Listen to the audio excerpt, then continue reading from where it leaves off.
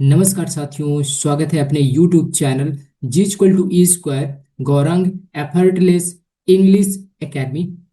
उम्मीद करता हूं कि आप बेहतरीन होंगे और आपकी तैयारी भी बेहतरीन तरीके से चल रही होगी। सो दोस्तों, आज देखते हैं दोस्तों, आज का जो हमारा टॉपिक है 120 गोल्डन रूल्स ऑफ ग्रामर। उसमें दोस्तों इन्वर्जन वेरी इंपॉर्टेंट टॉपिक है दोस्तों। एग्जाम में एक क्वेश्चन जरूर आना ही आना है, ठीक है। इन्वर्जन जानने का ट्राई करेंगे, क्लियर आसान शब्दों में जानने का ट्राई करेंगे, डोंट वरी। सो दोस्तों देखो, जनरली नॉर्मली जो सेंटेंस का जो एक ऑर्डर होता है, स्ट्रक्चर होता है, कैसे होता है? सब्जेक्ट होता है, ठीक है। देन इसके बाद वर्ब होता है, देन इसके बाद ऑब्जेक्ट होता है, देन इसके बाद रेस्ट पार्ट होता है। इतनी बात आप जानते हो। लेकिन दोस्तों इन्वर्जन में होता क्या है कि जो ये वर्ब है ये पहले आ जाती है और सब्जेक्ट बाद में जाता है। इसको हम लोग मोटे मोटे तरीके से बोलते हैं इन्वर्जन, ठीक है। और देखो, जो हमारा नेचुरल ये जो होता है सेंटेंस का स्ट्रक्चर, सब्जेक्ट वर्ब ऑब्जेक्ट, ये क्लियर एंड नेचुरल होता है, क्लियर। बट दोस्तों समटाइम्स क्या होता है कि ये आर्डर को हमें ब्रेक करना पड़ता है, इंटेंशनली करना पड़ता है, जानबूझ के करना पड़ता है। दोस्तों अब प्रश्न ये है कि हमें आखिरकार ये इन्वर्जन की आवश्यकता क्यों है? क्या हम सब्जेक्ट वर्ब ऑब्जेक्ट से अपना काम नहीं चला सकते हैं? तो दोस्तों इसका आंसर देखते हैं और जानने का ट्राई करते हैं कि exactly what is the reason, correct. दो एक चीज क्लियर कर दे पहले कि दोस्तों जो हमारा इन्वर्जन है, इसका मतलब ये नहीं कि जो वर्ब पहले आएगा और सब्जेक्ट बाद में आएगा तो आप इसको सोचो कि ये इंटेरोगेटिव का स्ट्रक्चर है, ठीक है। सिंपल, ये आपको नहीं सोचना है, ओके ऑलराइट। और दोस्तों इसका मीनिंग भी चेंज नहीं होगा, जैसा कि आपका नॉर्मल मीनिंग रहेगा। जैसे जैसे आपका normal meaning subject verb object का रहता है, ठीक है, असर्टिव सेंटेंस का, वैसा ही मीनिंग रखेगा। बट क्या है दोस्तों, उसमें क्या है, पर्पज क्या है कि ये हम लोग इन्वर्जन क्यों यूज करते हैं? पहला एक चीज है कि इसमें एम्फेसिस डालने के लिए, ठीक है, कि जोर देने के लिए करते हैं, ठीक है। दूसरा दोस्तों क्या है कि जो एक फॉर्मल इंग्लिश होता है, ठीक है, एक जो हम लोग बोलते हैं औपचारिक जो लैंग्वेज होती है भाषा की, इंग्लिश की जो भाषा होती है, उसमें हम लोग ये यूज करते हैं पैटर्न, ठीक है। इन्वर्जन का पैटर्न हम लोग यूज करते हैं। एंड तीसरी चीज क्या है दोस्तों, कभी कभी जो भाषा का जो ग्रामर पोर्शन हो तो उसकी अपनी एक कंपल्सन होती है, बाध्यता होती है। कुछ जो सर्टेन स्ट्रक्चर्स होते हैं तो ये डिमांड करते हैं कि हमें इन्वर्जन ही चाहिए, ठीक है। जैसे लाइफ में कुछ सिचुएशंस होती हैं कि ये चीज करना ही पड़ता है हमें, तो लाइक दोस्तों यहाँ इन्वर्जन का भी ऐसा कुछ रोल है। तो आइए देखते हैं पहले नंबर कि इन्वर्जन का हम यूज इम्फेसिस करने के लिए करते हैं। जैसे इसका एग्जांपल देखते हैं, जैसे I had never seen such A beauty. ये तो नॉर्मल स्ट्रक्चर है, क्लियर। अब इसका हम देखते हैं कि इन्वर्जन किस तरीके से यूज होगा, ठीक है। तो देखो जो आपका ये एक चीज, हाँ पहले एक चीज और क्लियर कर देते हैं। देखो जो इन्वर्जन दोस्तों लगता है, ये जो वर्ब होता है, अब जरा देखो ये जो स्ट्रक्चर है, ये देखो हेल्पिंग वर्ब आ गई, ठीक है। और ये सब्जेक्ट हो गया, ये मेन वर्ब हो गया, ठीक है। और ये सच ब्यूटी होगा। लेकिन दोस्तों आपने एक चीज नोटिस किया क्या? देखो ये जो नेवर है ये आपका क्या है दोस्तों, ये आपका है एडवर्ब है, ठीक है। सिंपल, समझ में आ गया। तो एक चीज आपको क्या ध्यान रखना है, जितने भी इन्वर्जन होंगे तो दोस्तों उससे पहले आपका एडवर्ब जरूर आएगा, ठीक है। देन इसके बाद क्या आएगा आपका हेल्पिंग वर्ब आएगा, देन इसके बाद सब्जेक्ट आएगा, देन इसके बाद आपका मेन वर्ब आएगा, ठीक है। तो ये चीज नोटिस करना है। इन्वर्जन के लिए मेन कंडीशन क्या है कि उसमें एडवर्ब जरूर ही होगा, ठीक है।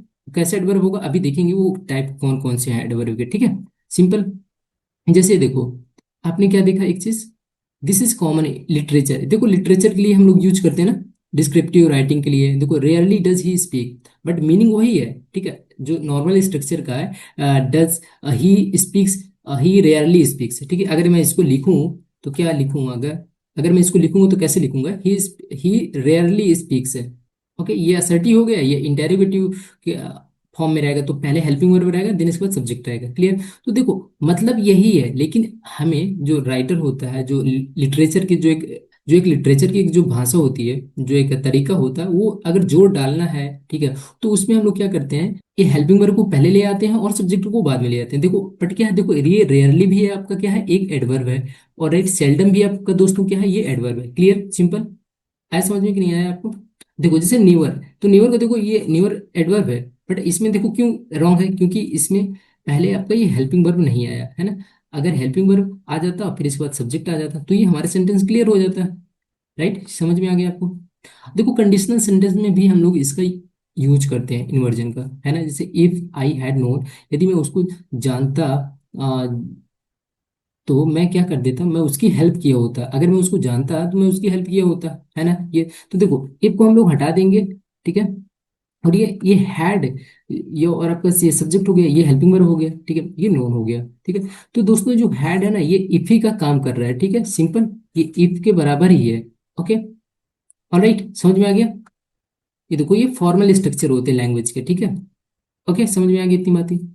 ठीक है, अब देखो जो आपके इन्वर्जन होते हैं दोस्तों, वो टू टाइप के होते हैं, ठीक है। कौन कौन से टाइप होते हैं? एक तो दोस्तों होता है कंप्लीट इन्वर्जन होता है, एक दोस्तों होता है आपका पार्शियल इन्वर्जन होता है। क्या होता है? ये देखो पार्शियल, पार्सल इन्वर्जन होता है। तो ठीक है, हम पहले कंप्लीट इन्वर्जन की बात कर लेते हैं। तो इसमें होता क्या है दोस्तों, जो आपका वर्ब रहता है, जैसे आपकी वर्ब का मतलब क्या होता है? वर्ब मतलब दोस्तों एक helping verb plus main verb, इसको हम लोग बोलते हैं वर्ब, ठीक है। तो दोस्तों इसमें क्या रहेगा, इंटायर वर्ब, पूरा वर्ब पहले आ जाएगा सब्जेक्ट के पहले, जैसे वर्ब, कहने का मतलब कि मेन वर्ब, ठीक है, इस तरीके से। ये देखो एग्जाम्पल देखो, here comes the train.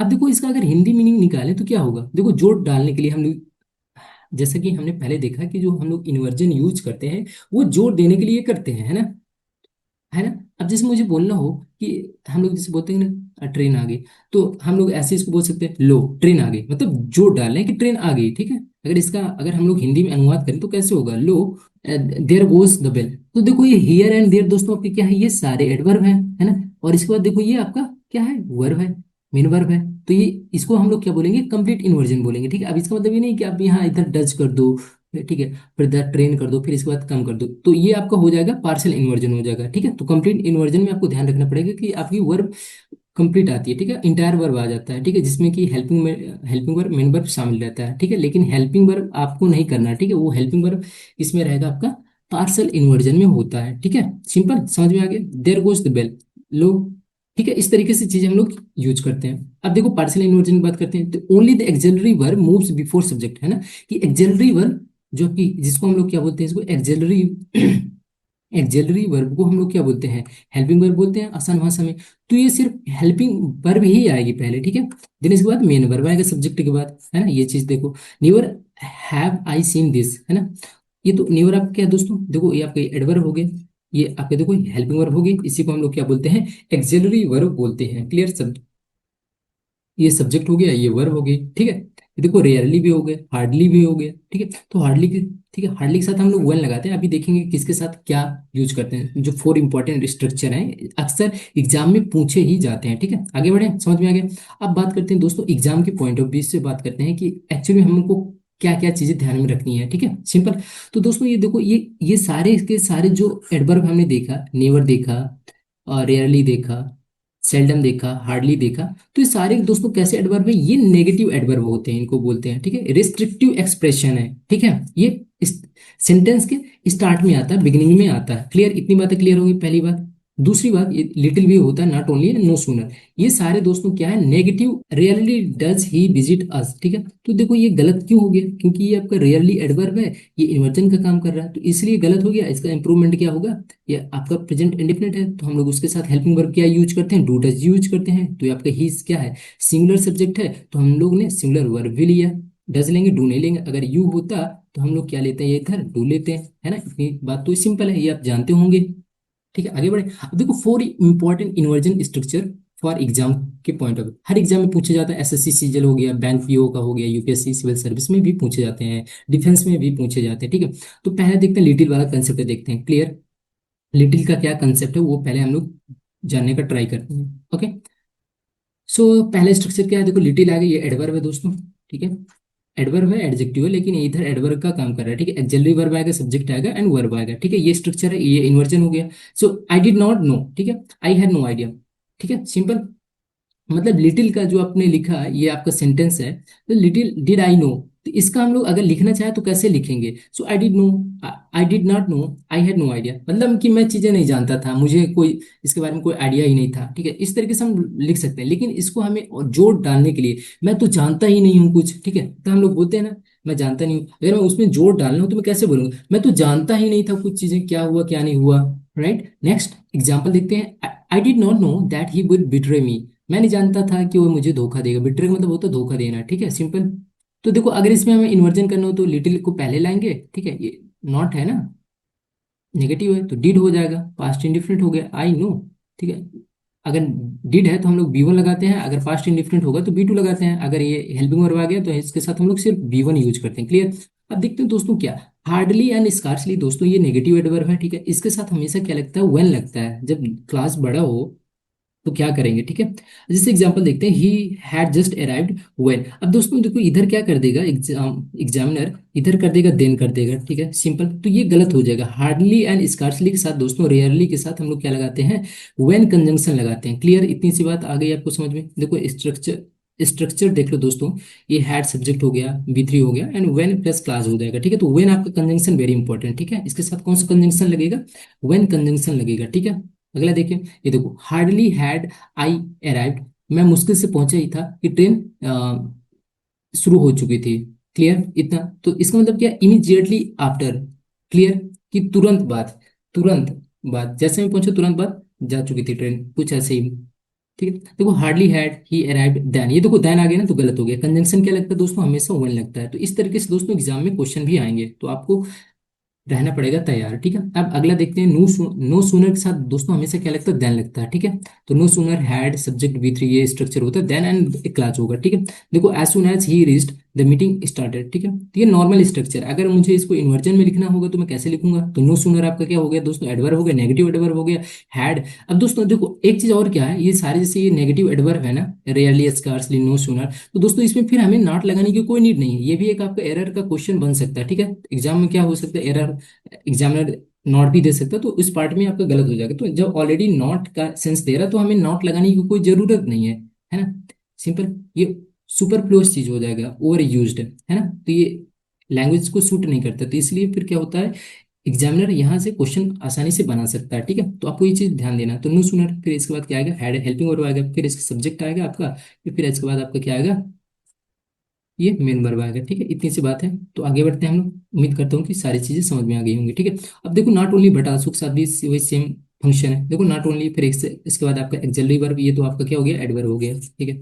Subject हो गया, वर्ब हो गया, बट आल्सो एंड क्लास आ गया, ठीक है। देखो नॉर्मल स्ट्रक्चर क्या है, she is not only intelligent but also hard working. तो अगर मुझे इसको इन्वर्जन में लिखना पड़ेगा तो कैसे लिखूंगा, नॉट ओनली, देखो पहले नॉट ओनली पहले आएगा, फिर इसके बाद हेल्पिंग वर्ब आ जाएगा, she intelligent but she is also hard working. Clear, तो ये एज इट इज रहेगा।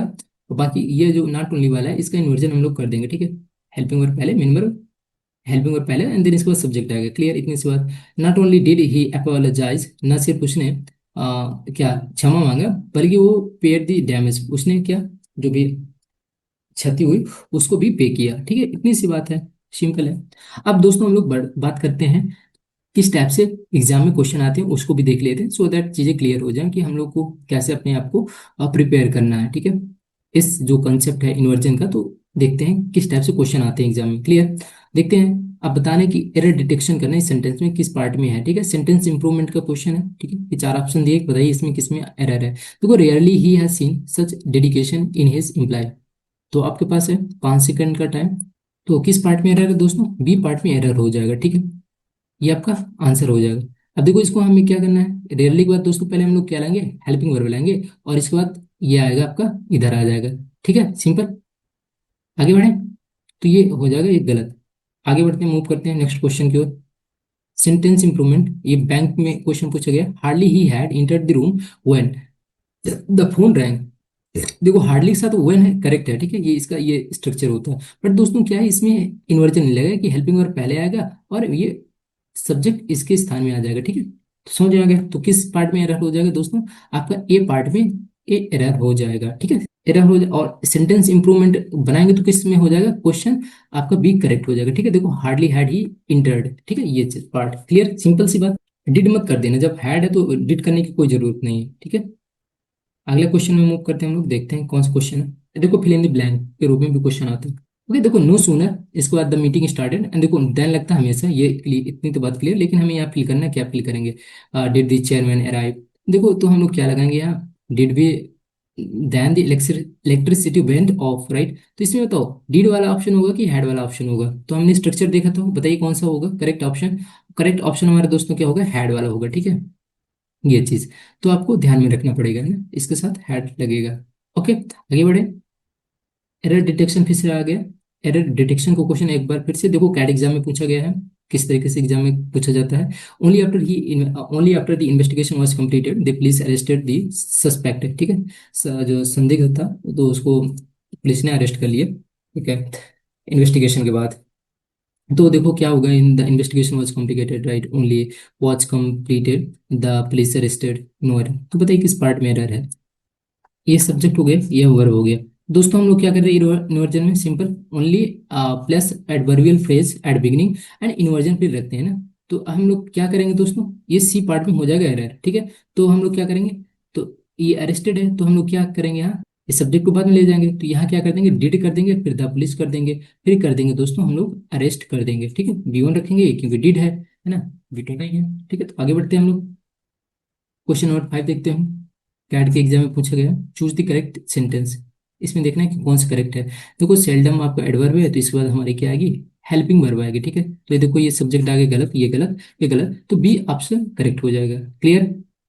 अब देखते हैं अगला क्वेश्चन, एरर डिटेक्शन का, एसबीआई पीओ में पूछा गया है, ठीक है। Little she knew that the plan would fail. देखो लिटिल के साथ हम लोग क्या लगाते हैं, इन्वर्जन लगाते हैं। तो दोस्तों में सी न्यू ये पार्ट हो जाएगा गलत, ठीक है। तो इसमें इस पार्ट में तो हम लोग क्या करेंगे, पहले हम रखेंगे क्या, डिड रखेंगे क्योंकि ये पास्ट इंडिफिनिट है, और फिर सब्जेक्ट रखेंगे, और इसके बाद रखेंगे नो, B1 फॉर्म। क्लियर, इतनी सी बात। सातवां क्वेश्चन देखते हैं, स्कैर्सली हैड द ट्रेन, देखो हैड लगता है, B2 नहीं लगेगा, ये हैड लगेगा, ठीक है। ऑलरेडी यहाँ पास्ट की बातें हो रही हैं, जब दो घटनाएं पास्ट की बातें हो तो पहले हम लोग क्या कर रखते हैं, पास्ट परफेक्ट, और दूसरा क्या रखते हैं, एक्शन को हम लोग पास्ट इंडिफिनिट में रखते हैं। तो क्लियर है इतनी बात, ठीक है। तो हम लोग स्कार्सली के साथ क्या रखते हैं दोस्तों, व्हेन रखते हैं, देन नहीं रखते हैं, ठीक है ना, दैट रखते हैं ना वाइल रखते हैं, तो क्या रखेंगे, व्हेन रखते हैं, इसका ये पेयर होता है, ठीक है। तो इतनी बात है, तो बहुत सिंपल है, बेसिक क्वेश्चन है। Not only he solve the problem but also explain the concept. तो नॉट ओनली ही सॉल्व, तो इस पार्ट में देखो इन्वर्जन नहीं लगा, नॉट ओनली के साथ भी इन्वर्जन हम लोग लगाते हैं, है ना। सिंपल नॉर्मल स्ट्रक्चर है तो there is no problem, but यहाँ एरर डिटेक्शन है तो हम लोग क्या करेंगे, बी पार्ट में एरर हो जाएगा, तो करेंगे क्या इंप्रूवमेंट, तो हम लोग रखेंगे डिड ही सॉल्व, ठीक है, इतनी सी बात है, ठीक है। तो दोस्तों उम्मीद करता हूँ कि आपको ये जो इन्वर्जन का एक टॉपिक है उससे ऑलमोस्ट एक दो तीन चार क्वेश्चन आने ही आने हैं, ठीक है। एग्जाम में ये फेवरेट टॉपिक है एग्जामिनर का, तो यहाँ से क्वेश्चन एक निश्चित है, फिक्स्ड है कि क्वेश्चन यहाँ से एग्जामिनर उठाते ही उठाता है। तो आपको दोस्तों होना है तैयार, और सो दैट आप चीज़ों को एग्जाम में भी सॉल्व कर ले जाओ, ठीक है। तो उम्मीद करता हूँ कि आपने बेहतरीन तरीके से चीज़ों को समझ लिया होगा। अगर कोई प्रॉब्लम है तो आप कमेंट बॉक्स में बताओ, देन हम चीज़ों को सॉल्व करेंगे, वो प्रॉब्लम को भी टैकल करेंगे। Okay, thank you, thank you very much. Stay safe, stay tune with Gaurang effortless English academy. जय हिंद।